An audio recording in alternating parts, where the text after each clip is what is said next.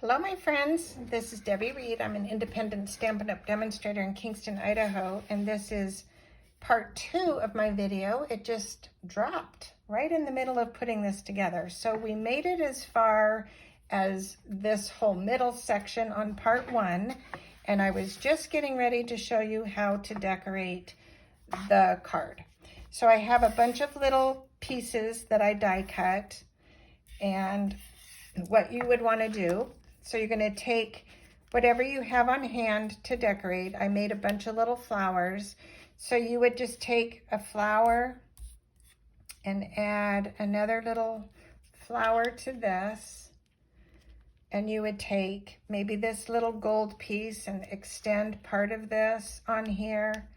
And you could add a little flower over here. So with what I have, I'm thinking I like this little thing to go here.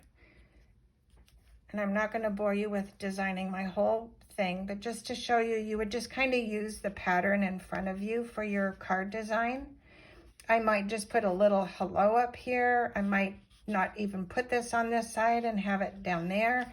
You would decorate all of your pieces. So then you would do the same thing on this side. You would add a flower somewhere, like maybe right there, and add another little extension piece on there, and add one of these little flowers somewhere. You would add the little butterflies. I would decorate this section.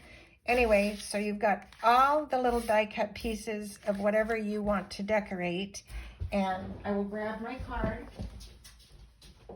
and show you once again how I ended up designing this one. So I have the little brass butterflies. I don't know if you can see them. There's 2, there's 3, there's 2, the little gold pieces, and just have fun with it. So to finish the back of the card, because that's where my video cut me off, it's like, I don't know why, but these 2 pieces that don't hold have the gold on them are going to get tucked to cover this little hinge piece. I just didn't like the look of that, not having it covered. So you're just going to add your little pieces as close to the edge as you can. And I may have cut these a little too big, so if so, you might have to trim them. Let me see if this will still work. And then we're going to put one here. It just has a cleaner look.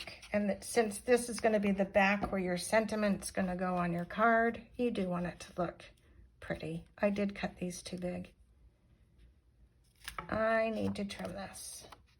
So I'm going to just take this and cut with my scissor right now as straight as I can. I already put glue on here. So measure yours first. I think it's still too big. Why is this one too big? I grabbed the wrong piece, I think. Hopefully, you don't make the same mistake I do. I will make sure when you cut this piece, it's the right size. I will put that in the link below too. What size it needs to be. I think I just grabbed a wrong piece, but let's see if it'll work. Okay, it does not. You don't want it to buckle like that. So I will make sure I tell you what the size of this one is. I'm sure I did cut it right on my, I might have a piece laying here somewhere that's not correct, but okay, trimming. That's what that other little piece is for those of you that have the kit and you don't want to make the mistake I did. All right, then it all folds, you decorate it, and when you do it right, it looks like that on the back. That's it for the card.